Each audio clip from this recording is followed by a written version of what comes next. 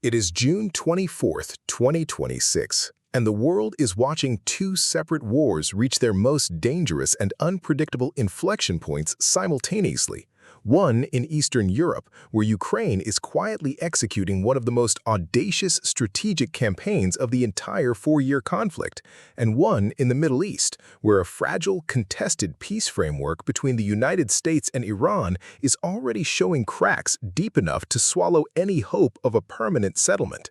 And tonight, as the sun sets over the rubble-strewn landscapes of Crimea and the silent corridors of Geneva, the men and women making decisions in Washington, Kiev, Tehran, and Moscow know that the next 72 hours may define the trajectory of both conflicts for years to come.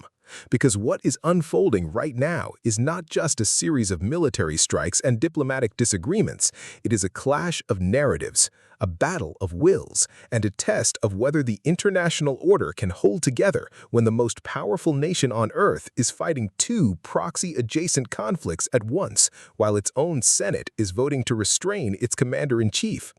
And that is where our story begins. On the fog-covered shores of the Black Sea, where Ukrainian drone operators, working through the night in hardened bunkers, guided by satellite imagery and the cold mathematics of logistics disruption, launched a massive coordinated strike on Russian-occupied Crimea that has military analysts describing it as the most strategically significant operation of the entire summer campaign. Because Ukraine did not just hit a target last night. Ukraine methodically dismantled the logistical spine of an entire peninsula. And here is why that matters. Because Crimea is not simply territory to Vladimir Putin, it is the crown jewel of his imperial ambitions, the peninsula he seized in 2014 without firing a single shot in what he called a restoration of historical Russian lands. And for the past 4 years of full-scale war, it has served as the primary staging ground for Russian military operations across the southern front,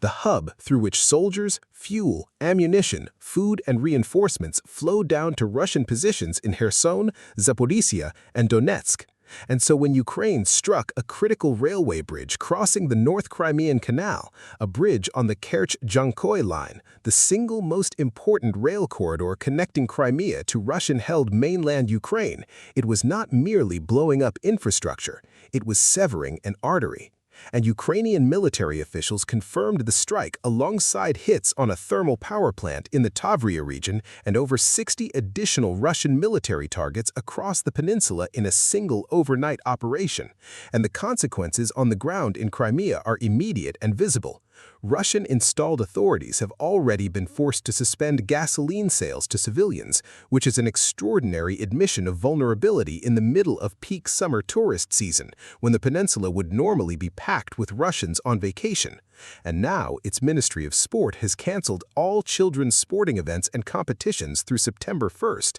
and summer camps have stopped accepting new bookings, and parts of Crimea went dark as electrical outages swept the region, with Russian energy officials nervously attributing the blackouts to vague technical malfunctions when the entire world watching satellite imagery knows exactly what caused them.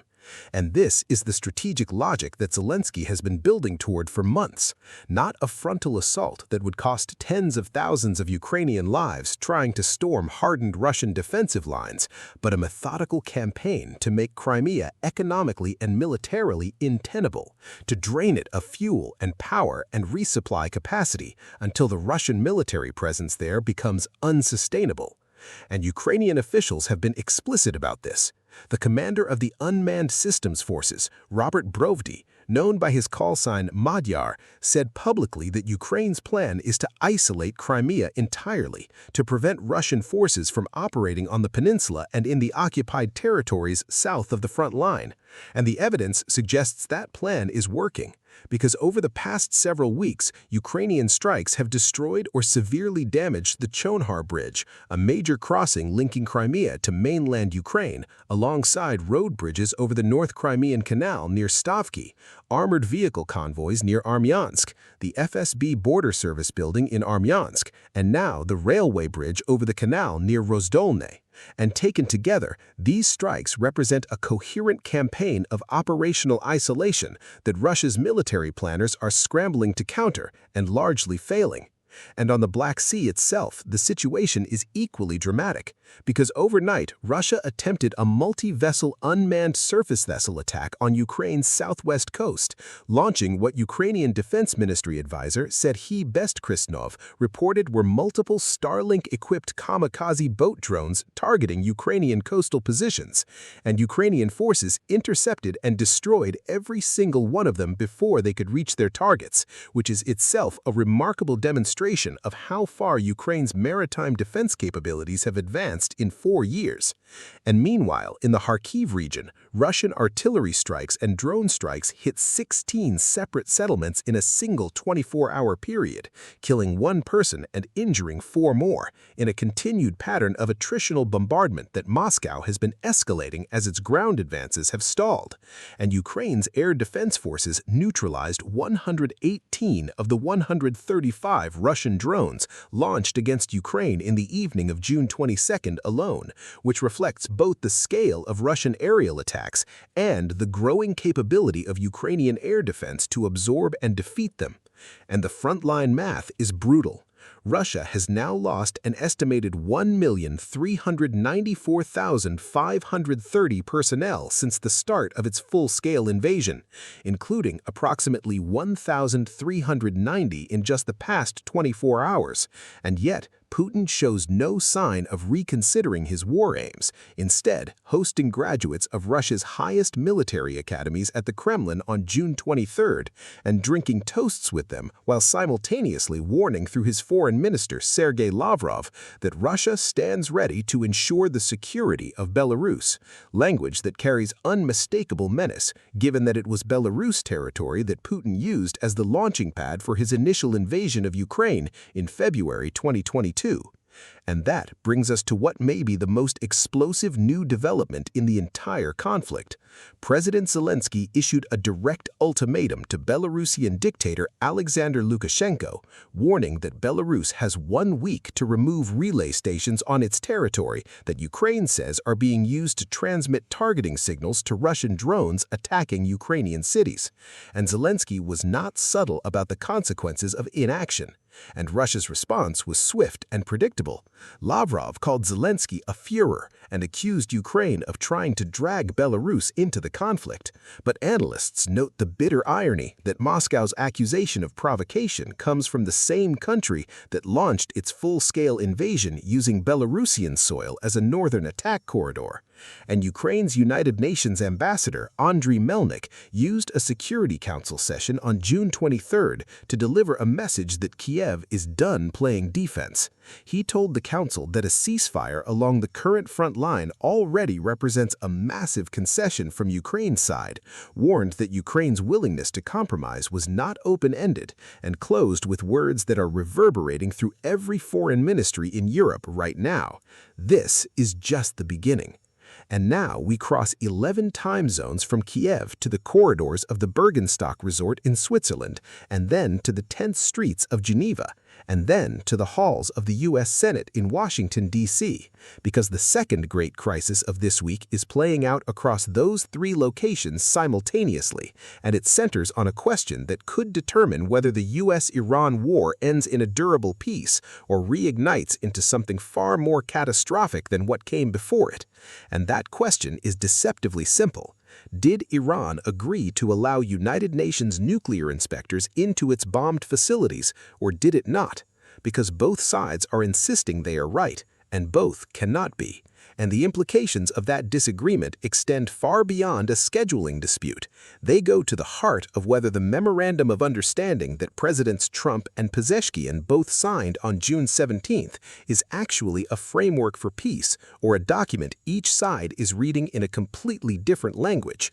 Because President Trump stood before reporters at Reading Regional Airport in Pennsylvania on June 23rd and declared emphatically that Iran had completely agreed to IAEA nuclear inspections. They're wrong. They're wrong. They know they're wrong. Trump said when asked about Iranian officials contradicting him, while in Geneva, Iranian ambassador to the UN, Ali Bahraini, was telling journalists at virtually the same moment that no such inspections had been scheduled and that Tehran would continue cooperating with the IAEA only under existing Iranian parliamentary law, which strictly limits inspector access to active nuclear sites on a case-by-case basis. And the IAEA itself weighed in through Director General Rafael Grossi, who struck a carefully calibrated middle position, confirming that the MOU text explicitly states that nuclear activities will be supervised by the IAEA in all letters and that inspections will happen, but conceding that the timing remains uncertain, saying whether this happens the day after tomorrow or in 1 week or in 10 days, it's important but not essential, which is the kind of diplomatic statement that tries to calm both sides without actually resolving the underlying contradiction. And the contradiction is profound because those IAEA inspections are not a procedural footnote, they are the mechanical core of the entire agreement, because the deal calls for Iran's stockpile of uranium enriched to near weapons-grade levels to be downblended to lower concentrations, and that cannot be verified without inspectors inside the facilities. And the facilities in question are the ones at Fordow, Natanz, and Isfahan, the underground enrichment sites that American and Israeli forces struck during the June 2025 12-day war and again during Operation Epic Fury in February and March of 2026. And the reason this dispute is so explosive is that Iran's parliament passed a law last summer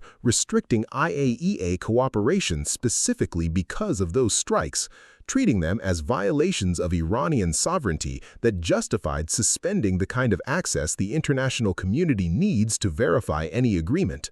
And so, what Trump is calling a done deal, Tehran's parliament has structurally complicated, and what both sides are now doing is arguing about the interpretation of a memorandum of understanding that neither side's domestic constituency is fully satisfied with. And that brings us to the United States Senate, because on June 23rd, something happened in Washington that has not happened in the 53 years since the War Powers Act was passed in 1973. Both chambers of the United States Congress voted to formally direct a sitting president to remove American armed forces from an active military conflict. And while the concurrent resolution that passed the Senate 50-48 is largely symbolic, it does not carry the force of law, does not require the president's signature, and cannot by itself compel Trump to do anything. Its political meaning is enormous because 4 Republican senators broke with their own party and their own president to vote in favor of the resolution alongside nearly the entire Democratic caucus.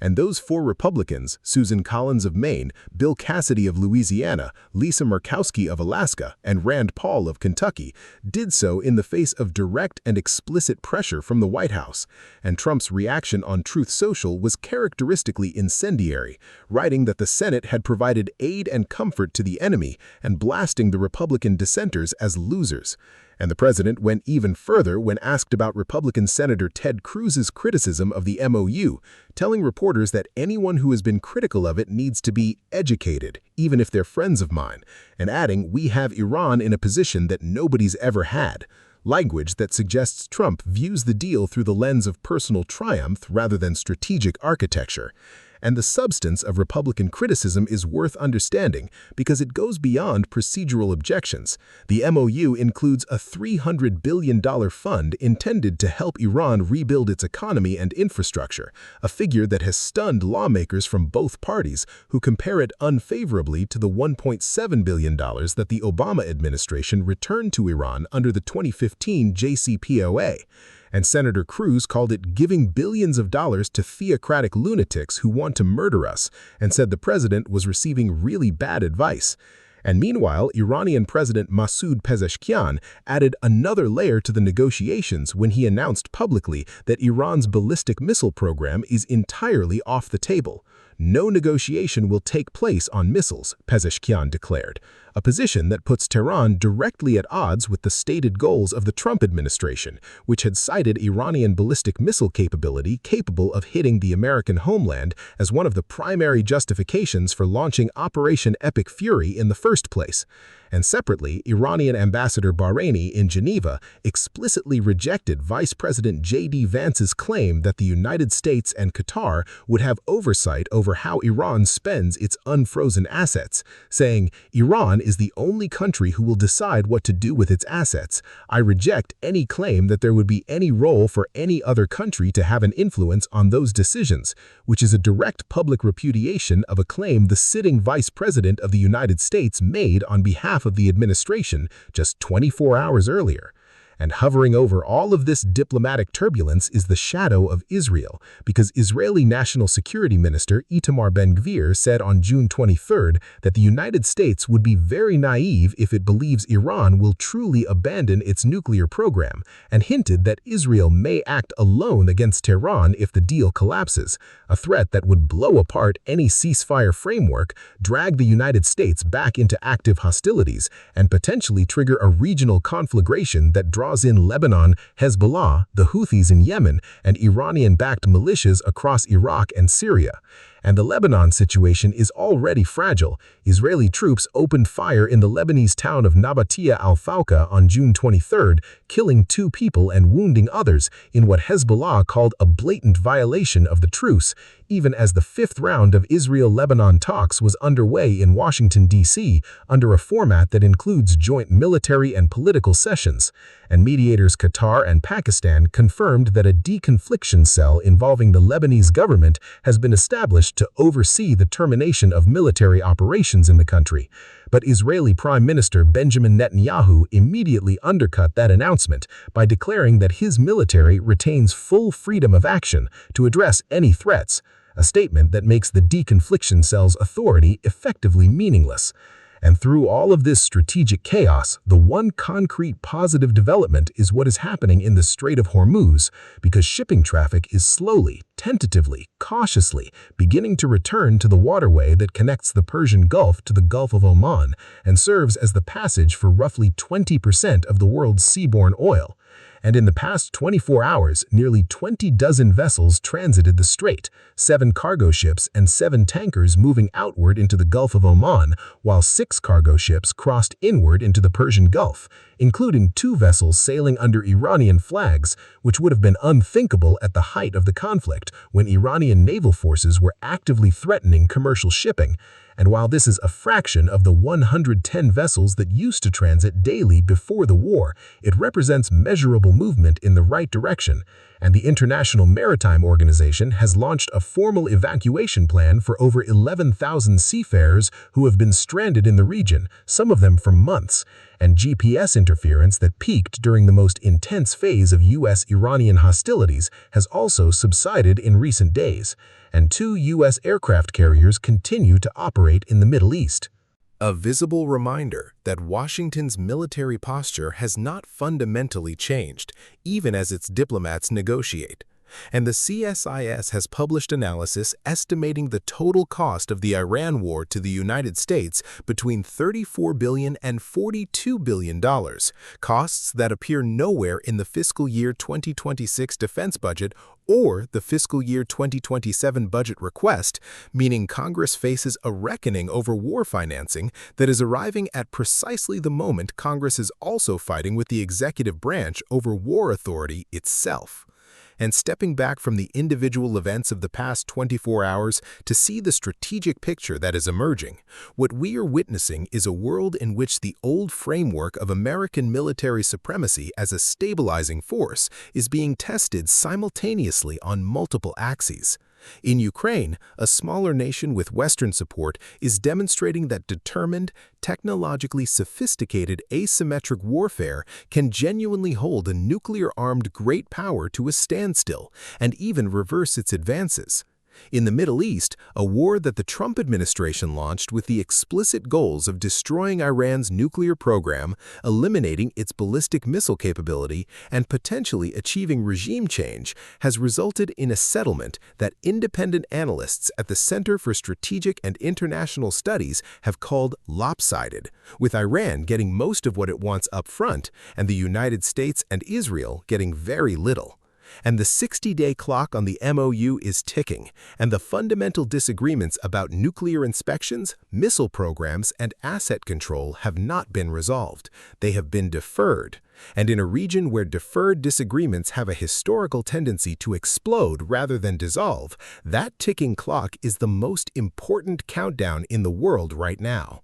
And so tonight, as Ukrainian drone operators plan their next strike package against the crumbling logistical network in Crimea, as American and Iranian negotiators argue through intermediaries in Geneva about what words in a signed document actually mean, as the Senate's largely symbolic rebuke of Trump's war powers echoes through Capitol Hill, and as Israeli officials publicly contemplate going rogue from an American-brokered ceasefire, the fundamental truth that emerges from June 24, 2026 is this: we are living through a hinge moment in modern history, one in which the outcomes of these two wars will set the template for how great powers, regional powers, and determined smaller nations navigate conflict, diplomacy, and deterrence for the next generation. And the men and women making those decisions in the next 72 hours are carrying a weight that history will judge with absolute clarity. And the world is watching every single move.